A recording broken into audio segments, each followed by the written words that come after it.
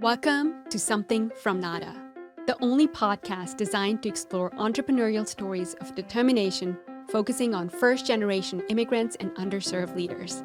In each episode, we'll introduce you to the unlikely changemakers, shattering intergenerational cycles as they defy the odds to build something amazing from nothing. My name is Nada Ahmed, and I'm your host. For many, high school is ground zero for finding yourself as a young adult, and for many others, it's regarded as the worst time in their lives. This is where we sink or swim while being forced to confront the differences that many perceive as ugly. Add in a thick accent, new enrollment, and a propensity to shy away from crowds, and you have the perfect storm for bullying. Could this adversity be a recipe for success? Could this environment inspire a lifetime of perseverance? Join me in welcoming Firoz Jhaver to the Something from Nada podcast to discuss his remarkable journey from a shy immigrant teenager to fearless founder, executive, and investment professional for the past 30 years. Let's dive in. I have to say this real quick. When I first saw the post on LinkedIn pop up, and I knew it was something about a podcast. I started reading it, and it said, my name, Nada, means nothing in Spanish, right? That's how you started. Yeah. And immediately I was thinking Seinfeld, like, oh, she's going to do a podcast about nothing. That's awesome. Like maybe, I don't know if you ever watched Seinfeld. But not that much. The show was called, basically, it was a show about nothing. Yeah. And so they would have just daily stuff going on in their lives. Oh, like Seinfeld was about nothing. Yeah, it was about nothing. Yeah, there's nothing really going on, but yeah. But it was something going on, right? It's That's just true. These single people living life in New York. Yeah. And a whole bunch of annoying characters that were really funny. So I speak a little bit of Spanish, yeah. I picked that up here as part of being Texan. I think you have to. Yeah, and it's, for me, I get it a lot. I started getting it even before I moved to Houston. Was like any of my Hispanic friends, they would find my name and they'd think it's really funny. Yeah. And so whenever I would pass by them, they would say, ¿Qué pasa? So I could say, nada. And then when I took Spanish in school, my teacher was like, I just can't call you Nada. Like, I just can't. So I'm going to give you another name. Right. And then she was like, what does Nada actually mean in your language? And it's an Arabic name. And I said, it doesn't mean nothing. It means dewdrops that you have in the morning on flowers and stuff. So she's like, okay, Rocio. So I'll call you Rocio. And at that time I was like, fine, whatever. But now when I think about it, with all this education on diversity, equity, and inclusion, I think in today's world, people would get really offended if your Spanish teacher gave you a different name because she's like, doesn't accept your name. Yeah, it depends on the person, right? Yeah. Some people just get offended all the time. I think you have to give some people that leeway to like, okay, change doesn't happen overnight, right? There's got to be a good, peaceful way, like, hey, let's try something else, right? And so with my name, Firoz, right? Yeah. And the way it's written, people will naturally, Texans will call me Firoz. Interesting. Because of the O, so there's always like the A instead of the O. Yeah. And then in Spanish, actually, there's a word called feroz, which is fierce or ferocious, like that. So feroz. I tell people my last name is Jhaver, which with a J and an H, unfortunately. So people always had a hard time with that. Yeah. And so I get called Javier a lot. Yeah. So I'll just tell people, hey, my name's Jhaver Firoz. And but then somehow they remember my real name that way. Like, exactly. Yeah. And I can imagine like here, I think like people like you and I can be mistaken for being Hispanics, right? Yeah. And I think the name thing is interesting because I've seen on LinkedIn people post about how people who have different names, like you and I, but even more complicated names. Like I know there's some Indian names that I can't even pronounce because they're really long, right? And I'm from the Indian subcontinent, but I'm from Pakistan. Right. And so not so familiar with a lot of these Hindu names. And then there's this kind of movement now, I feel, within sort of this DEI space where people are like, learn how to pronounce my name. Yeah. And I've always been like, I'm in a different country. These people are not familiar with my name. I don't expect them to pronounce my name perfectly. Right. I don't particularly care about that. Like, I don't take it personally in any way. In particular, because I've lived in many different countries, and I know I struggle with saying people's names correctly. So it's more about like, because I know what it's like to be on the other side. It's not other people's job to know how to pronounce all these different... It's really about, to me, I look at the intent, right? If someone wants to insult you purposefully, that's different than someone's just trying to learn about it and they're not exposed to it. They don't know how to say it. A Firoz by any other name is what I say. Like a rose by any other name. I like that approach that, look at their intention, right? And as long as they're not like, you're not being bullied, people are not making fun of your name, intention is not bad. Right. Then it's also about letting go of our own egos in some way. But Absolutely right. But I decided to launch this podcast because I wanted to highlight the stories of people who feel a little bit different. I particularly wanted to highlight immigrant stories, stories of people who maybe are marginalized, feel like a minority in the room, and feel like they don't necessarily fit in.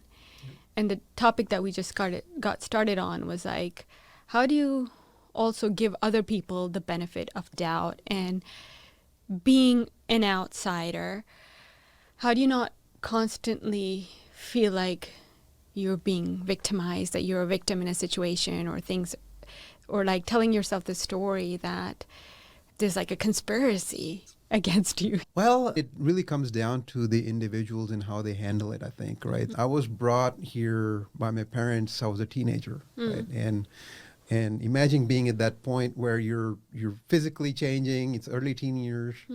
You're mentally all a mess. And, I was probably a mess to begin with. I was born in India. And coming here and you're completely uprooted from your surroundings. So you're like a new school, complete new culture. And bullying was a huge part of, if you ever watch movies from the 80s, it was normal to show, stories about bullying. And if any high school scene involved bullying. And that was our reality at the time. From the time we got on to like the bus stop in the morning, all the way through the classrooms, PE, coming back on the bus home, it was something or the other, right? And you were just dealing with it. So you can actually at that point go to a really dark place. Like, I don't belong here. My God, everyone's picking on us, and you don't even understand. I was fortunate enough to have learned English. Obviously, I had an accent, which people picked on that. Yeah. Or, just anything that you dress because you don't have good clothes and stuff like that. So it was like a rough time. So it wasn't necessarily a very diverse school. It wasn't at the time. There were like two schools, high schools that fed River Oaks. Right after I graduated, that changed and they did some rezoning or whatever. And then sort of that school completely became almost 100% minority. Oh, interesting. And kind of representing the southwest side of Houston much more so. So did you personally experience bullying? Oh, yeah, absolutely. Like I was talking about English, right? And but the thing is, even if you learn English in a third world country at the time, you weren't really familiar with all the slangs and the jargons and all of that and how people acted and talked to each other. Yeah. And so even though I knew English, it was more technical English out of literature and poetry and not so much the street English talk, right? Yeah. So just getting, like you're in the bus and someone that bullies people all the time walks over and just says, scoot over. And you're like so new, you're like, I don't know what scoot over means. Right. Something as simple as that. Or even, it sounds silly to say it now, but like, what's up? Like, what you're looking up on the ceiling, like, is something on the ceiling there? Or what's going on? So it was that bad. Yeah. And so kids being kids, they'll pick on you for every little thing, but psychologically it just puts you in sort of a dark place. And so at that point in time early on, you just feel like, oh my God, is this just, you just don't belong here. Everything's against you. Yeah. Right. I watched a ton of TV. I mean, that was like the thing I did to absorb American culture. And I picked up, Jefferson, Sanford and Son, Good Times. So they're like black shows and there's like these more white suburban shows. And I watched all of it. And it was like, oh, this is really cool stuff. So you were 14 About 15. About 14, right, 15. Right when I turned 15. I came. I mean, that's adolescence is a very tough age Yeah. to make that move, because that's an age where you're really discovering your own identity. Absolutely. And trying to fit in. And then you're thrown into this new world where there's a lot of social pressure, right? And there's bullying, and then there's like the cool people, especially in high school. And so you had to like come up with your own coping strategies. Yeah, actually, one of my first memories, Yeah. So going to school, and then first time I went through the lunch line. Yeah. And I came out with my tray. Yeah. And I looked out like, okay, now where do I sit? Yeah. Right? And it just looked like there was a clique everywhere, right? Yeah. So all these, there's a full massive lunch cafeteria, and I was like, and you can get the vibes of people like, hey, don't sit next to me, kind of, right? So you're just kind of trying to find a spot where nobody's there, and you just sort of eat your lunch. Yeah. But that is such a small thing, but it sits in your mind, like you don't forget that moment. You don't forget it. Like you don't. I can still visualize it. And that feeling. Yeah. Of okay, I don't know anybody here. Yeah, and I don't belong, and all that stuff. Yeah. That type of thought process, holds you back. Like, how do you deal with that? How do you overcome it? That's really the key battle that we have to fight. Yeah. So how did you overcome it? It took years, right? A lot of times, like, I don't feel like I've accomplished a whole lot. And people will come up to me, and we might talk about, the businesses I started and all that. But I felt like I was meant to do a lot more, and I'm really hard on myself, and I beat myself up a lot. But what helps me is to think about these moments and say, man, I didn't start at the start. If it was a race, I didn't start at the start line. I started way back, and I had to run and cover a bunch of ground.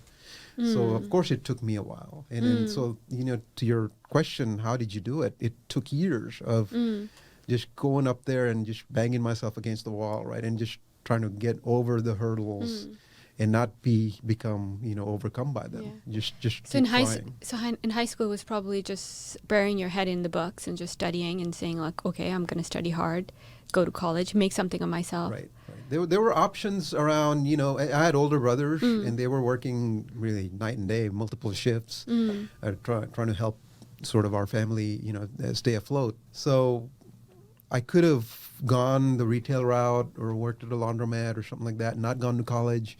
And I just knew I needed to go that route. And I think, my parents were supportive. I think one of those things, when you're an immigrant, it wasn't like there's a welcoming committee and like, hey, this is how you get assimilated and this is how you're going to succeed. And you just came in and took whatever job you could and just started grinding, right? Just grinding away. Yeah. And just dreaming, that American dream, and just grinding away daily. So you've got that big dream out there. Yeah. One day you'll get there. But you're daily grinding. So for me, it was like working through high school, working through college, but making sure that I stayed on track to get a degree. Yeah. It wasn't, I'm guessing at 15 years old, it wasn't your choice to come here. Right. Did you feel at that time, like, why did we do this? Why did my parents come here? And or did you know, like, or did you want to come here? I didn't, actually. It's funny enough you say that. I remember that conversation with my mom specifically, and she remembered it decades later. She still remembered it. That I would tell her, Mom, I don't want to go, right? And this is when you were still in India. Yeah, and I could feel that moment where she got a little pensive, like, okay, she was probably thinking, are we doing the right thing for him, right? Yeah. And I didn't want to answer your question, I didn't want to be here at the time. At that time, yeah. Now I don't want to go back. Yeah, you come here and you discover America and get used to the way of living here and build a life for yourself. Yeah. So you had that reflection even before you came here.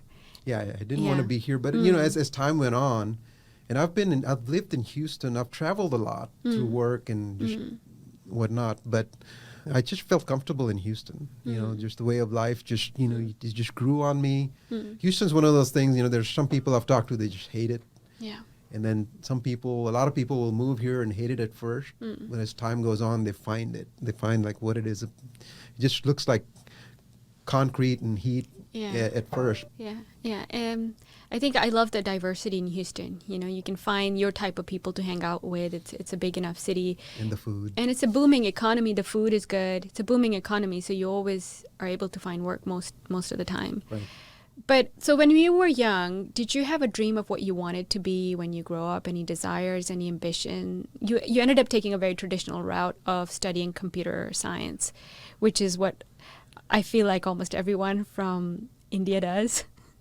But remember, this was the 80s, so it wasn't quite as prevalent then. Yeah, no. It wasn't. And in fact, I didn't even have a computer until the late 80s. It was like a... It was still very early. Yeah, early stages. I remember I did watch the first Terminator. Yeah. And I didn't have a computer back then or anything, but I was just naturally inclined for technology. Going through high school, and typical South Asian families is like, oh, you become a doctor, engineer. To me, it was a lot of like, you should try to become a doctor.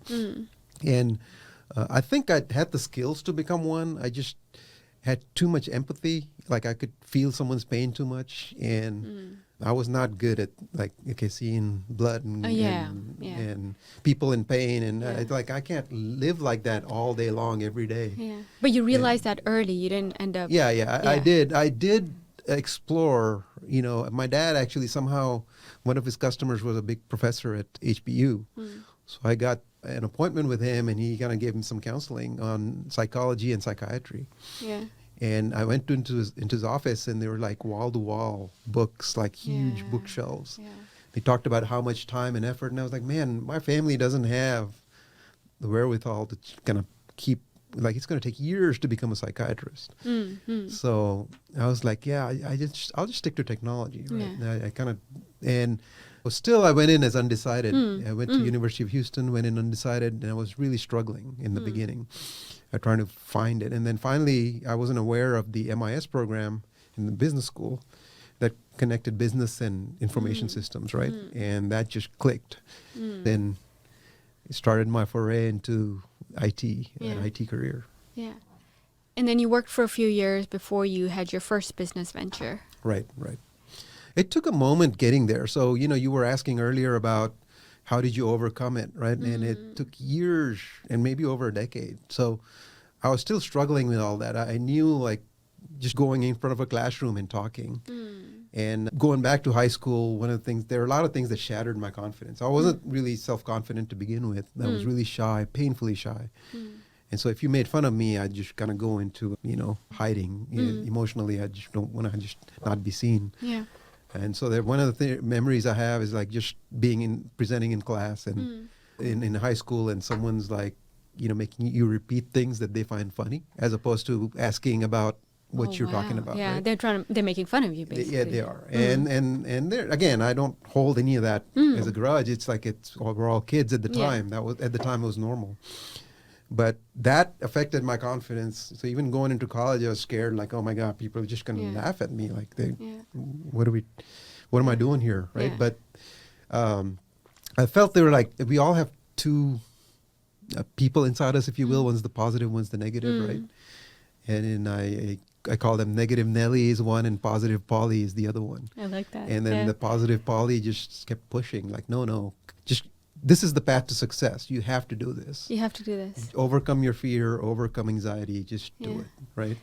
And so I didn't do a great job many times, but I just got better and better as I tried like more and more. So true resilience, right? And and recognizing, I guess, at an early age that I got to listen to this positive Polly more than the other voice that's slowing me down. You have to feed the positive Polly more and have that grow and shrink the negative Nelly, especially if you were someone like me that was struggling with acceptance and being too self-aware and shy. Did you have anyone, like a mentor or someone who really cheered you on or told you, I believe in you, at that time or when you were young? Because sometimes, having someone like a parent or a teacher say, I believe in you, that can kind of stick with you and that can fuel that positivity within you. Did you have someone like that? Yeah, unfortunately, I wish I could give you a good answer, but there wasn't anything specific, any person specific that I wish I did in some instances, but there were pieces of people, right? Like my parents, I think I mentioned, weren't highly educated, but my dad would always encourage me to make valuable use of time because time, once it passes, it doesn't come back, right? And my mom would always say, watch successful people, like emulate their good qualities and learn from them. So those are types of things that helped me, I think. But, that journey sort of continued. I did finish my classwork and interviewed fairly well. I got multiple offers. So that boosted my confidence. I got into consulting. I just loved the idea of traveling and seeing America, and they're paying for it. And, you're single. You're like, hey, I'm just going to fly around. So I'd fly like Sunday nights, come back Friday nights, just enough to do laundry, whatever, and then back on. So traveled quite a bit. I wasn't super happy with the company that I joined. About a year and a half later, like, this really, I don't see myself going far with this, right? There were a lot of issues. And contacted a recruiter, and so there was this junior recruiter that kind of met with me, and she was a young person herself, and this is like me, year and a half out of college. My starting salary, my first job was low 30s. Wow. And I'd gotten somewhat of a raise, and I felt like, hey man, all these other kids got better raises, and I was thrown around, and I traveled so much, maybe rightfully or wrongfully, I just felt like, hey, I think I should step out and look for something else. And so she was talking to me, and I said, $45,000 is my asking salary. And she said, what makes you think you deserve $45,000? In that moment, I answered her, and with about maybe hesitated for 2-3 seconds, and I answered. But it was like a dream sequence out of a movie where it goes on for a long time in your head, right? It slows down, time slows down, and your negative Nelly comes up and says, she's right. Did I right. say, What makes you think you deserve it? You don't deserve $45,000. Yeah. Like, did I say the wrong thing? Yeah, did I ask the wrong amount? Like, maybe I'm asking too much. And then thankfully at the time that positive Polly came up and said, no, stand your ground, just do it. Answer her, stick with it. And it just happened real fast in my head. And I don't remember what I said after that. And she said, all right. And I was like, all right, okay, well, she didn't challenge me. Okay, well, maybe that was something, right? That little bit of confidence. So she brought me two of her clients. One was an accounting firm, a major accounting firm. At the time, accounting firms were wanting to get into IT as a separate line of business.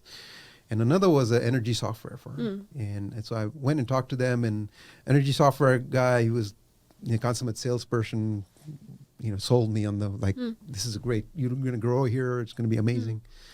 The other person, this lady, she sort of heard me out, talked to me, and just kind of said, I'm not so sure, this is going to work for this. The company's not, I don't see this IT thing as really growing for this company. And I don't know if you'll be happy long term. Yeah. And you could take that any which way, but I knew from her face and the way she was saying, she was genuinely saying it, not out of saying like, hey, I don't need you working here. She was genuine about it. And turns out she was right. That company really is still around, and a big accounting firm, but not really known for IT services. So I did those interviews, and then that accounting firm had me come in for an exam. It was solving a bunch of problems. You had 2 hours to do it, and it was primarily IQ related. Right? You're just solving problems. So I did that. I finished it an hour and a half, and I turned it in. I left, and then so a couple of days later, the recruiter's just super excited, just screaming on the phone like, hey, oh my God, you aced the exam. No one has ever done it. You scored 100. Wow. And, and you did it in an hour and a half. They were just blown away. So they want to have a senior manager talk to you and talk to you about coming to the company, right? So I went to lunch with the senior manager. It was like, yeah, I think, being naive as I was like, that energy company sounded really good, right? I still felt like that was the right thing. Yeah. So she then asked me, okay, they both want to work with you. Who, I don't want them to compete with each other. Who do you want most? I was like, the energy company seems like energy software is something I'd like to get into. So then she came back with an offer, $52,000. Yeah. And so she was like beyond, because she was a junior recruiter. She was like, this is the largest offer I've gotten. And I just kind of came together at that moment, like, I just stuck to it and I believed in myself. Right. Even though there's portions of you that'll say, don't believe in yourself, right? You're constantly going to have that fight. But that gave me a lot of courage to continue on. You got to believe in yourself. Right. And I'll finish that story with an interesting thing is that decision, right? Because if I had said, oh gosh, okay, I'll take 40 or 38 or whatever, she might have sent me to different clients, that are at a lower threshold. And then making the decision I did, I met my wife, I have my kids, my entire network I know today. It came from that, making that decision, right? Because I worked in the energy industry for 25 plus years after that. It came from that moment when you were sitting in front of that recruiter and you said, 45 is what I'm asking for. Yeah. And she said to you, what makes you think you deserve that? And anyone asking you that kind of question is kind of challenging you, right? And some people do that to test you. This is a normal technique that people use in interviews to be like, what makes you think that you deserve that? Because they want to see you stand up for yourself.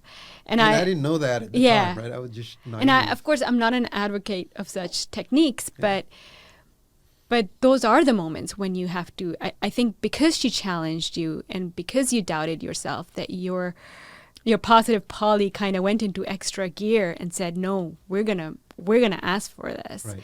And probably gave you the courage to pursue with more confidence, because here I am being challenged by somebody. They don't know me. They don't know my worth. They don't know my value. You know, most recruiters don't know what value you're bringing on.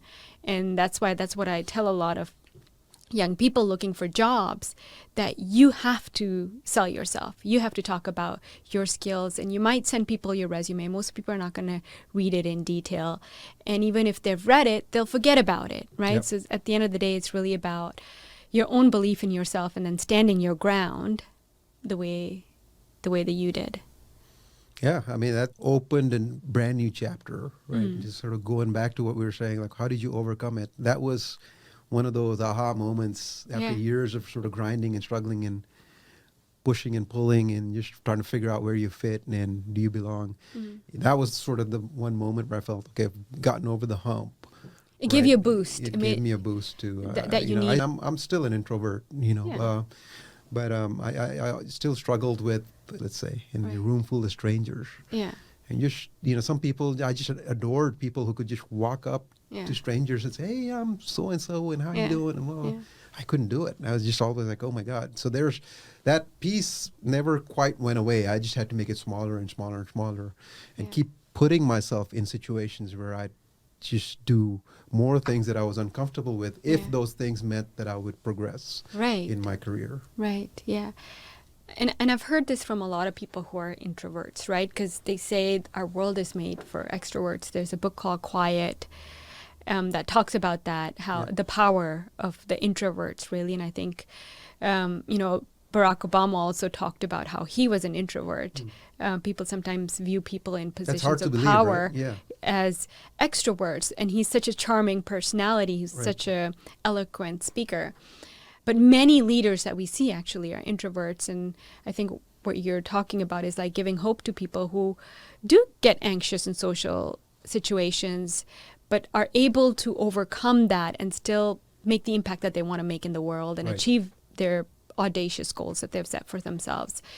And people who are extroverts, like I'm an extrovert, yes, it's easy for me to talk to people, easy for me to say I'm going to launch my new podcast, but public speaking didn't always come easy for me. Just like you, I also came to this country as an immigrant, and I used to get super conscious if in class we had to read, because I was like, what if there's a word that comes up that I don't know how to pronounce correctly? And then, and I learned more of the British English, and that's different from the American English. Right. And so just like you, it's the fear of being made fun of or fear of people finding out that I'm an imposter, that I don't belong here, that I'm not really American. This just came to my mind. So it's like before you were determined to lead, you were determined to read. Yeah, exactly. Determined to read. So even I have gone through that journey because I was pretty confident in Pakistan where I grew up, but not so confident here because Americans are known for their public speaking skills and their confidence, right? And I remember the first time in college where I was supposed to give a presentation, and I was a nervous wreck. And I was trembling, my voice was shaking, and this happened many times to me. But I, just like you, I continue to tell myself to get on stage and talk and put yourself in that uncomfortable situation. Right. Because it moves you forward, because this is how we live a life where we get to do whatever we want to do. So tell me, then you got that job, you started getting familiar with software within the energy industry. What was that moment for you where you decided, you know what, I'm going to start something of my own, because it's also very safe for immigrants to stay in a job and get that paycheck coming in, because it gives you that security, that stability that you'd been lacking when you first moved into that country. Things were getting competitive, and there were competitive pressures. So the big competitor came in and acquired the company. And at the time, I decided I'm going to walk away, and I'm going to do something different. Maybe be an independent or something. And I kept getting calls from clients of the software company who were also not happy that they were being bought by the competitor that they had rejected in their software selection process. So they were like, well, we're going to keep maintaining our software on our own through some contractual thing, right? We get the software if the company, So anyway, and it was Y2K coming up. So people needed to, so there was all this work, and I was like, there's work to be done. I could just be an independent. So I actually remember putting an hourly rate at the time, but I thought it was crazy. He was like, yeah, can you hire me for this much? And from a fax machine. Yeah. Right? It said, this is, and then immediately pretty much it came like signed back. And I was just standing there stunned. They're going to pay me how much? Wow. Yeah. Like, what? This is real? So that's when I started my first business. It's like, okay, maybe if I could scale this and create a company and go from there. So that was my first company that I started in 99. And that lasted a few years. Starting a business at that time, I knew nothing about running a business, pretty much. Right? All the nuances that come from sales techniques and marketing and employee and relations, and you're just kind of finding your way through by doing it. Because you weren't even just doing like independent consulting. You actually decided to set up a company. We started a company, had employees, had clients, did some good projects, got recognized by Houston Business Journal as one of the fastest growing. I think it was 03, 04, something like that. So it lasted a few years, but I think we made some missteps, and that we had to step back and reevaluate. What is it we're doing? Is this going to work? One of the key things I learned was like, the software company and a services firm, they're sort of almost like two different businesses. I mean, a lot of software companies will have a services arm, but you got to run it differently. And we didn't know that, because software won't necessarily just fit, business software. Right. It's not like Microsoft Office where you start opening it, start using it. So what was your learning then, that if you were to do it again, how would you do it differently? So I did. Yeah, you did? Yeah. I did do it again. Yeah. Yeah, I sort of went in at the time. Actually, once I left, this will kind of continue on to the gap between the first business and the second business. So this wasn't working so well, so you decided to close it down then? And then went the independent route. And I was an independent for a few years. I got recruited to a consulting firm briefly. I got a job downtown, and director of IT, heading up their IT. It sounded like a perfect job, overhaul the entire hardware, data, communications, software, all of that. But unfortunately, some new management came in, and again, you feel like you're marginalized, you're not important, you're going to get set aside. And I started thinking, like, this is not fun anymore. These people are just not getting it. So I started struggling with that. Yeah. So we were implementing a whole new ERP, huge systems, which manage your entire company's business.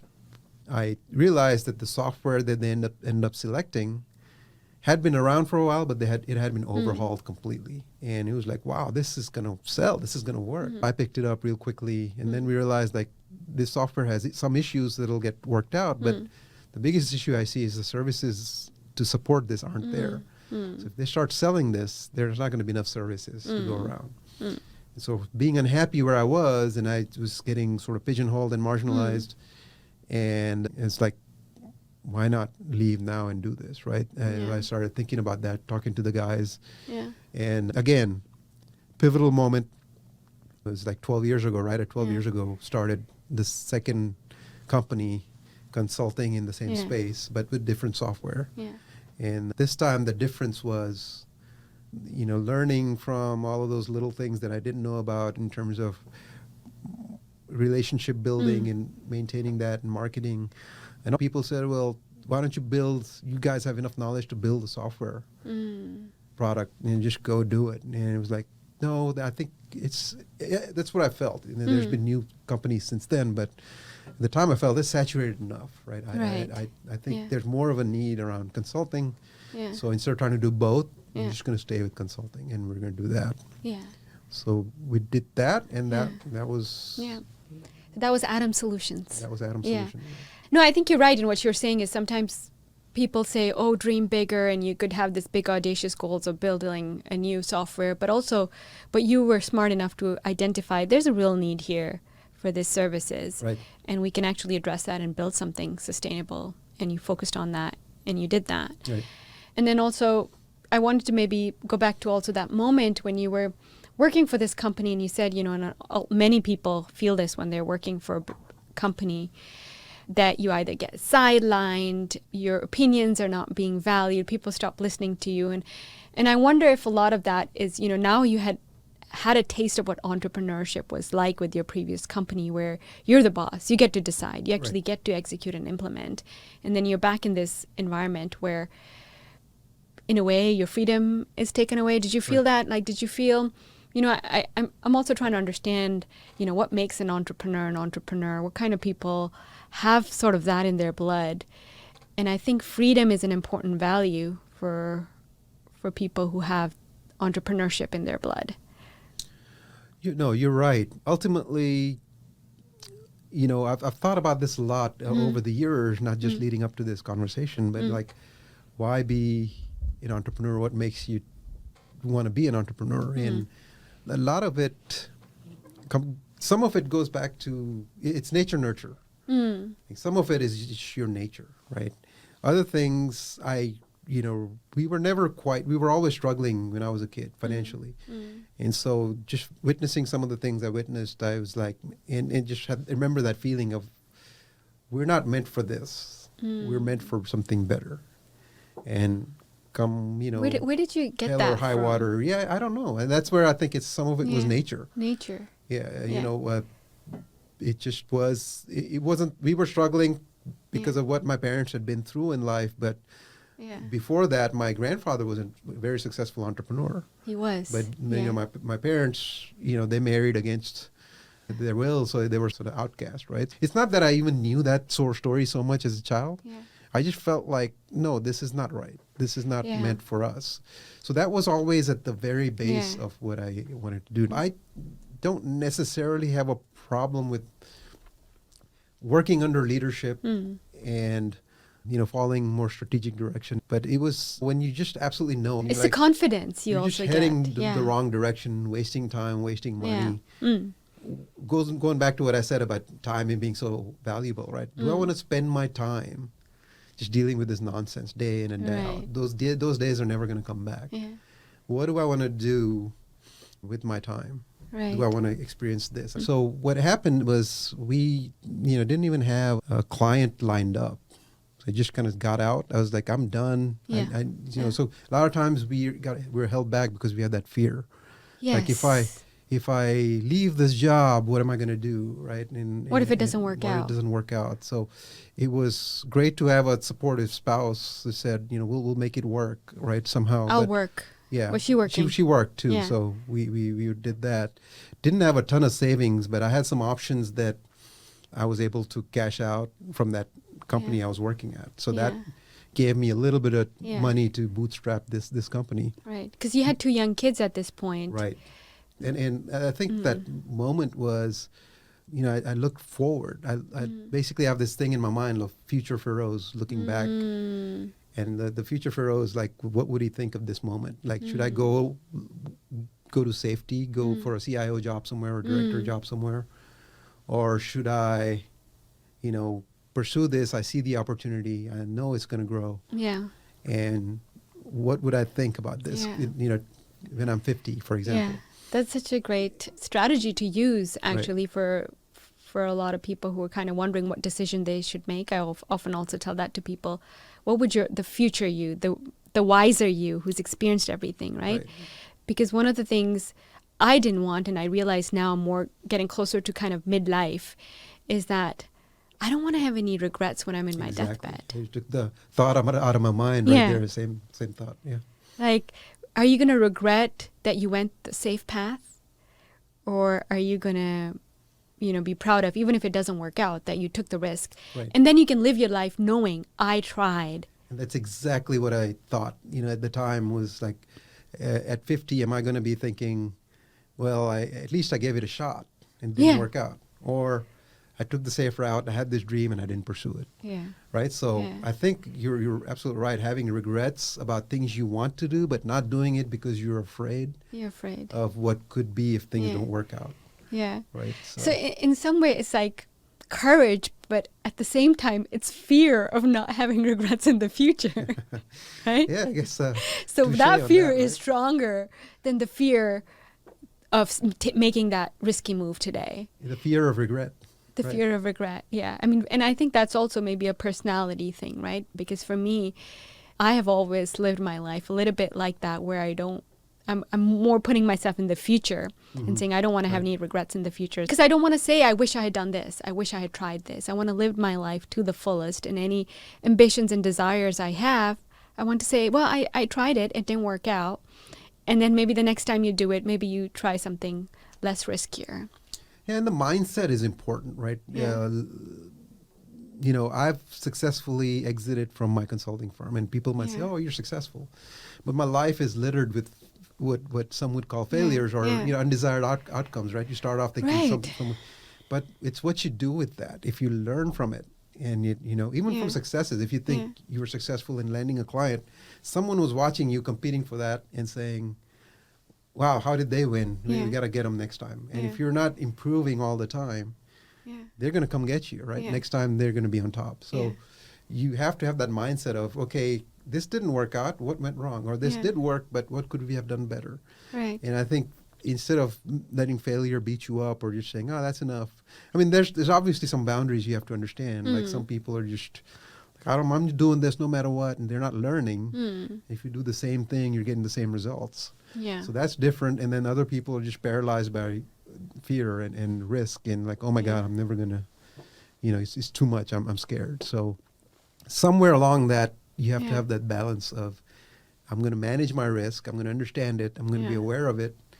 And I'm going to, try to just sort of keep moving forward and, not fall off this cliff and hopefully we'll make it. Right. Yeah. So, and, failure and winning is part of the same, winning and losing is part of the same coin, right? Because if you don't attempt at something, you don't give yourself a chance of actually winning. Then you're failing by default.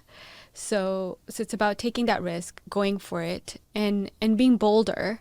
Because, I'm sure the Firoz who was 15 years old in high school and, had no idea what the future holds, could not even imagine what you would be able to achieve, would be really, really proud of what you've achieved today. But you from today still don't feel like a success. That's what I'm hearing. No, I mean, there's some truth to that, right? I feel like I have to do more. Yeah. Right. There's more to be done.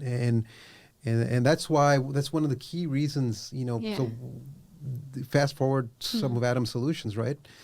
Really proud of what we built, the people that we attracted to the company, the customers that we got, and some of the largest energy firms in the world, right? And to be able to do that, then selling it to a global consultancy, working with them to get new clients and manage through the pandemic, which really was disastrous in the beginning for oil and gas. Yeah. It just completely crashed that March of 2020. Yeah. So we had a bunch of cancellations and stuff. We had to recover from that. Yeah. Right? In consulting, you have to be billable, otherwise you're dead. Yeah, yeah. So we recovered from that, and I felt like I was well set in that. But something in me just started after about a year and a half working there. I was like, okay, I've given it a shot. Nice people, real good company to work for, good benefits. But what do I want to do with my time? Again, do I want to do something more, right? So goes back to that Terminator kid. I was looking at AI sort of finally coming along, at least in the machine learning aspects. And of all the technologies that were sort of coming up, I was most interested in AI and what the future has to hold.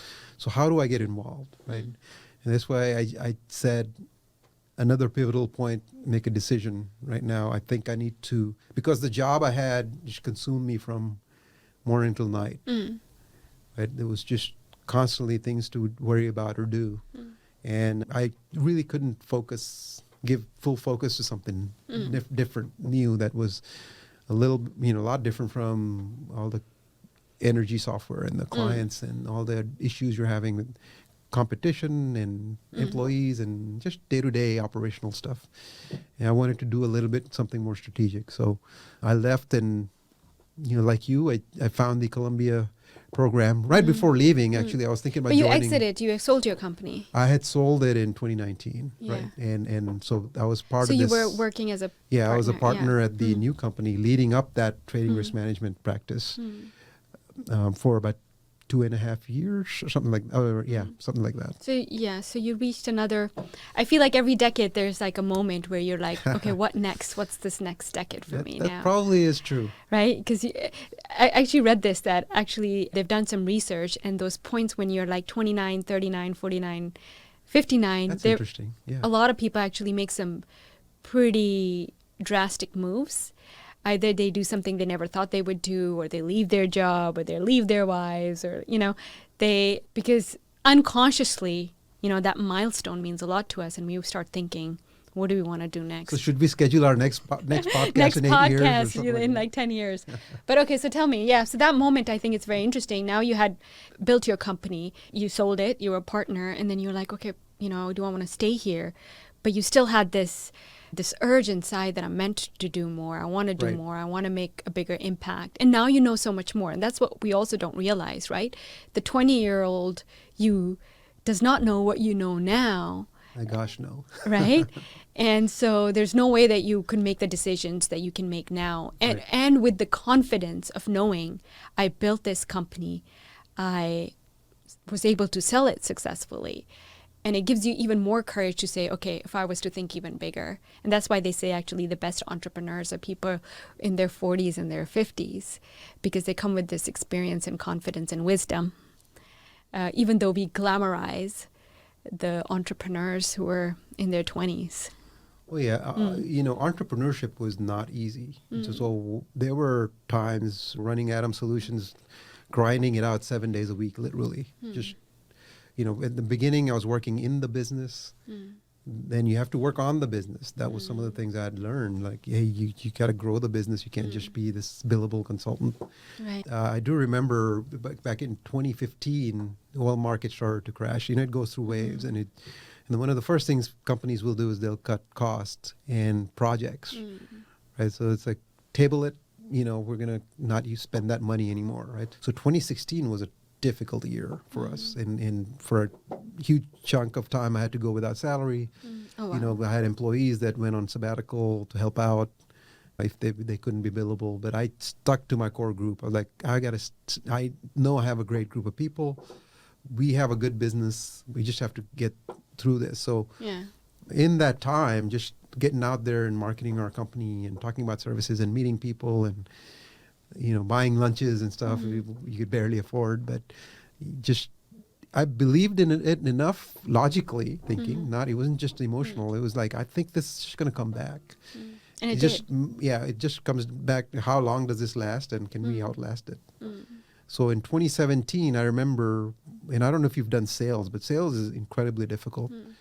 And you usually start off with dozens of opportunities in your pipeline, and then you'll get a fraction of that. That wasn't something we were good at yet. We were just focused on talk to 4 people and not talking to 2 people, whatever. So our pipeline used to be smaller because we were still bootstrapped. But in 2017, the spring of 2017, there were like 5 opportunities that came our way in maintaining these relationships and talking, and we converted all 5. Oh wow! Right? And that was like 100%. Yeah. Right? And then we just went boosted from there. Yeah. So knew the market was changing. You knew the spending was coming back, but our messaging was resonating, right? Yeah. The experiences that really led to a couple of really good years for the company after struggling through the bad year. So I think, so people who may be listening, going through like, hey, we're going through a tough time, you have to understand, like, do you have sight of what the market is? Are the customers really there, or maybe your product isn't good, right? And so that's that difficult decision you have to kind of analyze and make at the time. So that was a key moment as well in transforming our company to being able, being attractive enough then in 2019 to be bought. Yeah. Left last year in 22. 2022, you decided to leave, and you decided to enroll in the venture capital and private equity program at Columbia. That's where we first met. Right. What triggered that decision? So I had been around, private equity, and, software companies were always being bought, and management was being changed. So I was somewhat privy to all of that happening from my early days in the first software company I worked at. And I was always intrigued by it, but I didn't really have an avenue getting into it. It's got its own thing, just like energy industry has its own barriers to entry, and everybody wants an experienced person. I felt like, even in venture capital, private equity, there's that, unless you get tons of cash, you don't belong here, kind of. At least that was my impression. Yeah. And so I said, I need to go learn about this. So with the thought that somehow I want to get involved with all these AI solutions that'll come to the market. Yeah. And I'm not necessarily looking at this point in my career to just be at one company and fully focus on one company and then focus and just ride with that one company.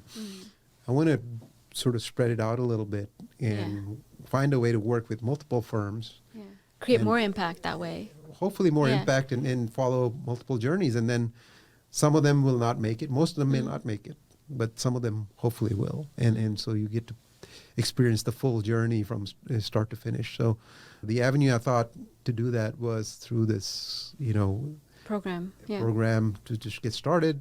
And I've learned a lot about angel investing. So we're kind of looking into that.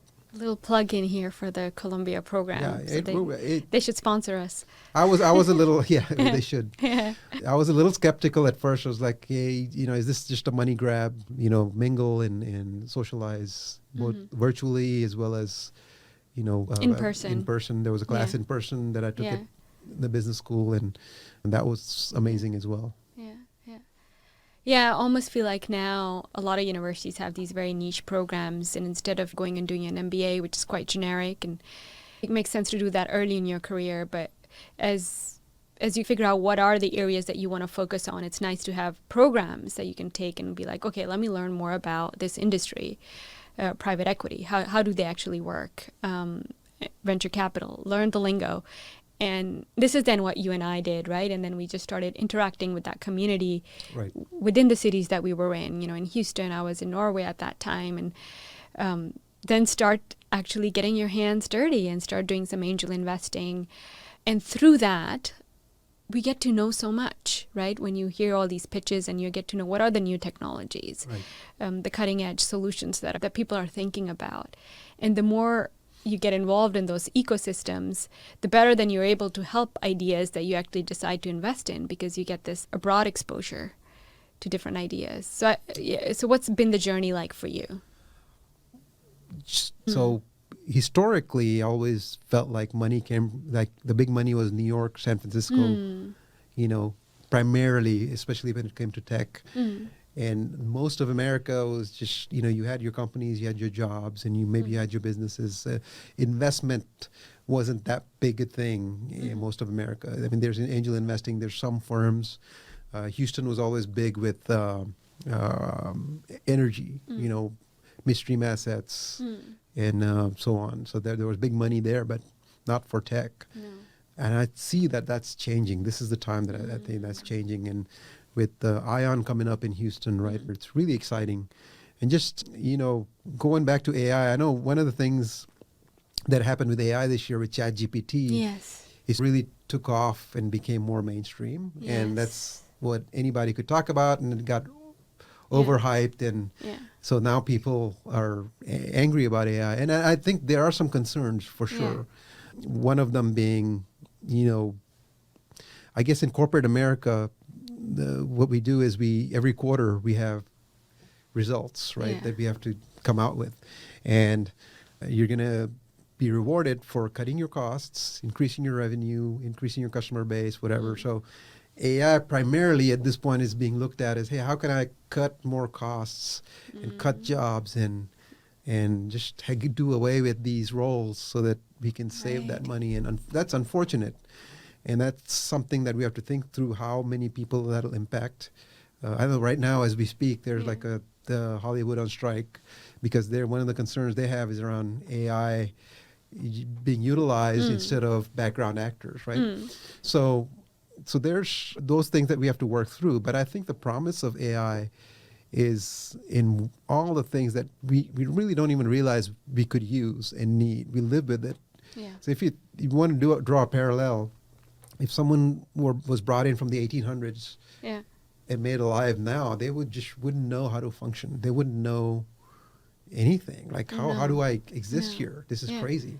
Right. And so that sort of exponential transformation and progress that we're seeing as a society last 150 years and the last 20, 30 years, it's just going to it's going to accelerate. And there's a lot of good things that can come. It has the potential. Yeah. That's what I think is the promise of AI, is has the potential of great things happening in medical, and then Houston's big in healthcare, right? So, in clean tech. Yeah. And so I'm excited to talk to all these entrepreneurs, not focusing so much on how do we eliminate jobs and get rid of, that's not really my interest. It's more of solutions around dementia, for example, or for surgeries and just things that we don't have now that we can make life better for humanity in the future. Yeah.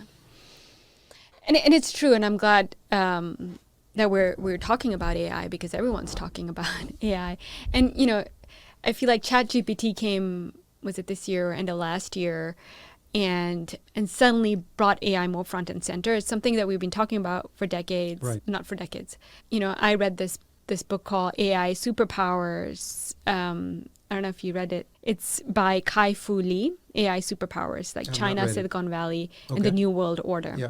So Kai-Fu Lee, he was an executive at Google in China, and he really talked about how China has really taken AI to the next level compared to the Western world, because the government has really embraced it and they're using it for mass surveillance. And so all that has been going on in China, a lot of advancements being made. And now with ChatGPT, letting it loose here, and BART and all these other applications, we don't know what it will bring. And you're right, most of the people are fearing either for their jobs or thinking about how can we use it to cut cost. So I like your approach of thinking about in the field of medicine, for example, and there's so many fields that this is going to be applied to, just as tech has been applied everywhere, right? But in particular, in the field of medicine, understanding our genetics and our biology, when we have all this kind of data available and these models that are able to process at exponential speeds, exponential amount of data, and the solutions that would come to us that would just, in our human brain would not. I'll give you an example of something that, I really come back to, again, that a lot of it where people are negative about AI, they're not seeing through this cloud that we're in right now, which is around job losses, which is true, which is a concern. But, there are things that we do that we don't even think about. So let's say you break a bone, maybe you went to ER or whatever, and then you're like, okay, now you need to see a orthopedic surgeon. And then you just have to be at home and wait. You call and maybe it's weeks away or months away. But if you're able to get triaged right away, like even before you went to ER, like there's some element that's a combination of AI, maybe a nurse practitioner or whatever. Yeah. But is able to immediately say, oh, you've got a break, or you've got this, and you get triaged right away. That's something that people are working on. One of the things that concerns me a lot, that probably, as much as I love America, one thing that really leaves me despondent is this mass shootings, right? Right. And we don't have the political will to do anything, but there's kids in school getting shot, and I just can't bear the thought of that. Yeah. So you talked about surveillance, and that triggered the thought I have in my mind around the combination of cameras, robots, just could be used to perhaps slow down or even stop a shooter. Right. could be utilized to communicate with people on grounds and premises. So which way is safe, which way is not, where can you exit? Yeah. So having a system like that where just everyone knows there's threat, right? And then the law enforcement that's responding is also clearly seeing what's going on and be able to neutralize them as quickly as possible. So those are types of things where we can hopefully use technology to help our society. And make it's not so much about surveillance in the sense of policing people and watching everything they do, but recognizing it like, okay, where is there a threat? Where's the threat? Like in schools. Someone that's walking to the school and they appear to be armed. Like in schools, we definitely need it because it's a big threat, right? Yeah, all over the U.S. And, I have young kids who go to school, and that's anybody's biggest fear. Right.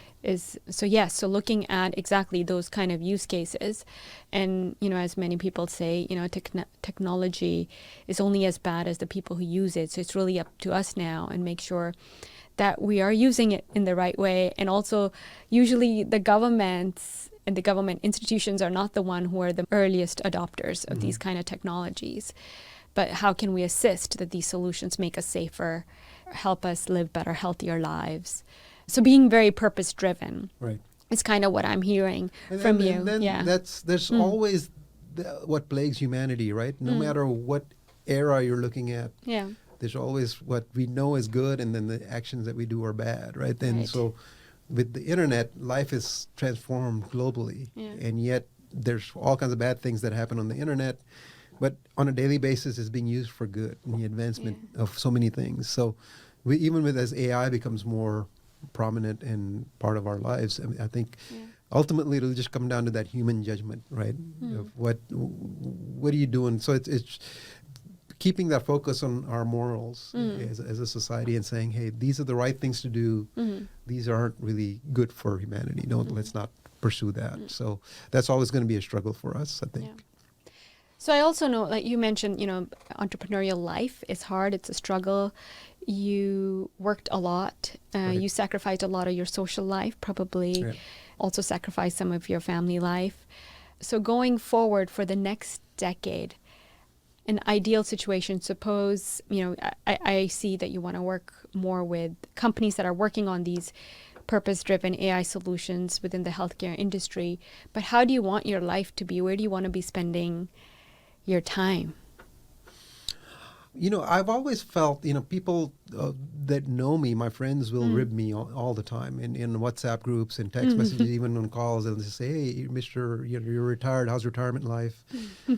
And it's not for me. No. So being on the golf course all day long or being by a pool all day long, if I had all the money in the world, I wouldn't do that. It's just, there's no, so to me. You don't get joy. That doesn't satify you. Right. Yeah. So I want to stay involved. I'd like to. So I've gotten involved in the Wolf Center for Entrepreneurship at University of Houston and mentoring a young man who shows a lot of good promise. The whole generation looks so impressive. So I like to work with them, with obviously being involved in companies, maybe investor board, probably utilizing a lot of the things that I've learned and helping them through their journey, right? And seeing that success. So that's where I want to spend my time for the most part. But also my kids are fairly grown now. One's in college, one's in high school.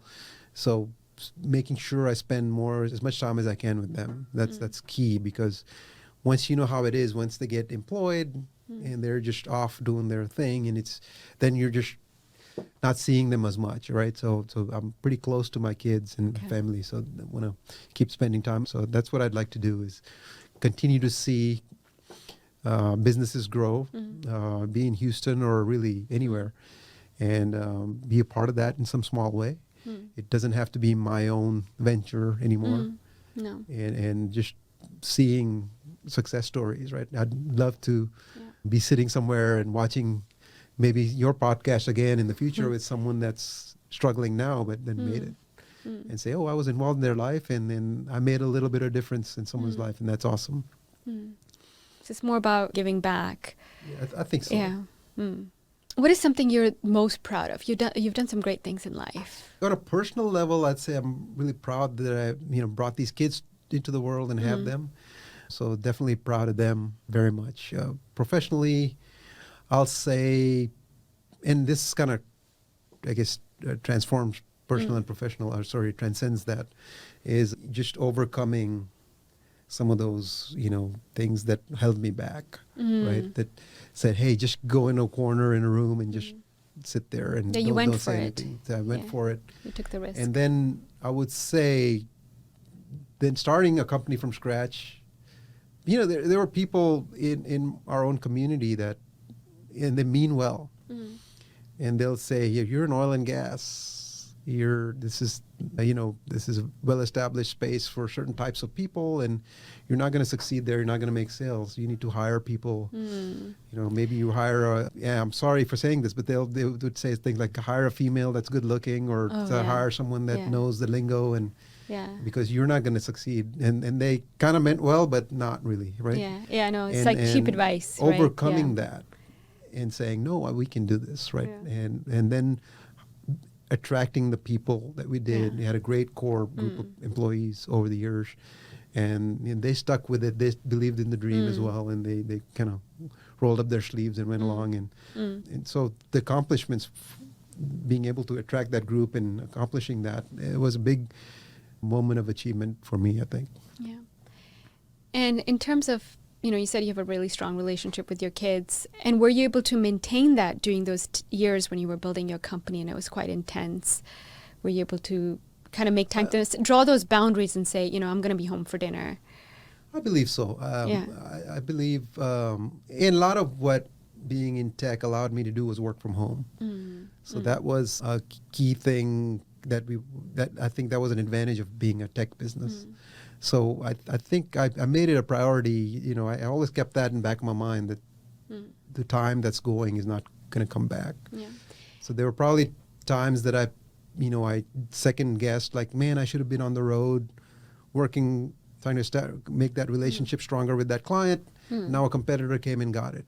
They're bigger and they have the ability to go across, and I lost that opportunity. Because I decided to stay home and didn't travel in that moment, whatever. But I don't see those as a regret, of course because ultimately it all worked out. And I think my kids turned out great, and that was because, in spite of all the things on the internet and all that's out there, they sort of have a good moral compass, which is one of the main things I wanted to leave them with. Yeah.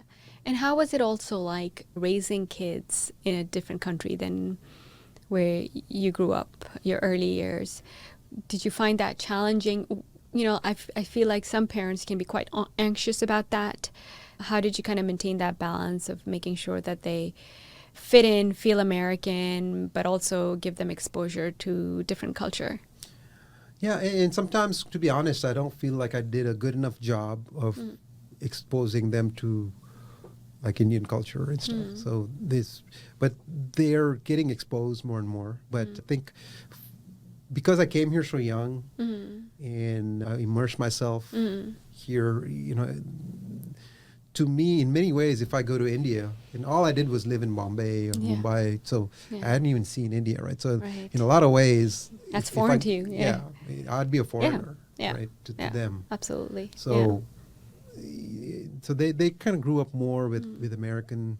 I wish they were more bilingual than, so I'll try to teach them, but I probably didn't do enough of a job, because their mom is a Texan born and raised. So that's the other thing. It was just me in this world that's so much, it's a global environment. It's helpful to be multilingual. It's helpful to understand and know different cultures. And even some of the companies we had as clients were Asian companies that we worked with. And so just that aspect of culture, Japanese culture, Korean culture, it helps to have that ability to work with, all the different. So I think that's an advantage I've had. And some of the stuff that may have felt like a negative in the past, like, why wasn't I just born here? But being exposed to that culture, and then having sort of thought of Middle Eastern culture and other Asian culture, I think it helped me out in maintaining and building relationships here as well. Yeah, absolutely. And I hope for my kids that they continue to grow that part of, Yeah, and that's now for them, and to discover that part of who they are. Right. Do you have a book that you can recommend for our audience that has transformed you? You mean besides determined to? Of course, determined to lead being one of them. No, but yeah. I'm kidding. So over the years, I read through a lot of books, but one that, you were transformed, right? And this was in the 90s, but they've had revised editions since then. But it was called Crossing the Chasm. And it really taught me at that time about, the early adopters, who they are. So if I were to summarize it real quickly, imagine an X and a Y graph, right? And you're going up when you start a business because you felt like there's a market there. And a lot of times it's friends and family, right? There are people that you have worked with and they trust you. Yeah. But then there's a gap that most businesses fall into, most startups that fail. And it's really what the book calls the chasm. Yeah. And how do you cross the chasm into where there's a mainstream market? Jeffrey Moore. Yeah. Yeah. So that one was where I kept that in the back of my mind and actually used it. And I did this real nice chart because it was already in my mind. I'm going to show how we cross the chasm. Right? And it showed the initial customer and business is growing, and then even the initial customer, the flagship customer, drops in the 2016. All the other business is gone. But then 2017 onwards, here's all these customers. Right. And so that message resonated. And what was interesting is before I left, they were looking at some other companies. And another partner came to me and, Firoz, do you still have that presentation? I want to give it to someone and show them how you made that point, right? Yeah. And I was like, yes, I know. Yeah. So just understanding, having that vision of where you want to be in the market. How do I scale the business? How do I take it mainstream? Right? That has to be at the forefront of your mind. And I think that message from that book transformed, really, it was transformational for my life. Yeah. He has another book. I think it's called, it talks about the three zones in a company, and that had a big impact for me working in corporate. It talks about the transformation zone and the productivity zone and the performance zone, and how you have to be very conscious about the kind of people you're putting into different zones and how you need different mechanisms to drive each one of those zones within the company. Like people who are working on actually just operations, you can't expect them to create and innovate new products. And you need different skill sets, different talents to be focused on. So yeah, a big fan of Jeffrey Moore. So thank you for sharing that. And thank you for joining us today, agreeing to be here on this podcast, for being vulnerable and opening up with us and sharing your stories of how you overcame a lot of your struggles that I know a lot of people who are listening in have experienced those moments. Being an introvert, when you're a teenager, you go through this phase of doubting yourself, being timid and shy, but knowing that if you want to achieve more in your life, you have to be willing to face that discomfort so that you can fully express who you are, because that's our goal in life, so that we can fully express who we are and achieve those dreams for ourselves, so that when we're at our deathbed at the end of the day, we're like, I don't have any regrets. I tried my best. I was not scared to go in there and make a fool out of myself again, because that's what you have to do. Discomfort is really risking that someone might make fun of me, or I might be wrong. I might make a mistake. But knowing that each failure is a stepping stone to help you get to your next destination. Right. And what I've also learned from you is that we'll continuously be achieving things in life, but still strive for more, right? And I think it's really important that we try to find that happiness and joy in the process. Yeah. Right? And that's because the life will just go on and you'll find like the next thing to then go for. But also sit back. The journey is what's really it's all about. It's not the destination. And I think we're kind of raised about this destination. Become a doctor, get married and do this, do that, and become this person. Like you have to enjoy the journey. You have to be aware of the journey and all the little things that happen. So that's really a crucial lesson learned in life. Like you have to shift your mindset that it's not about checking that goal. We all have the same destination ultimately. Yeah, ultimately we're all going to the same place. But yeah. So thank you again. Hey, the Spanish response to that is de nada. De nada. Awesome. Thank you. Oh, you're welcome. Thank you. Thank you for having me on. Thank you for listening to the Something from Nada podcast. Hey, you made it this far. Give us a like and follow. If you'd like to learn more about how you can be a guest, a sponsor, or want to learn about my book, Determined to Lead, head to my website, www.nadahmed.com. That's www.nadahmed.com. Thank you.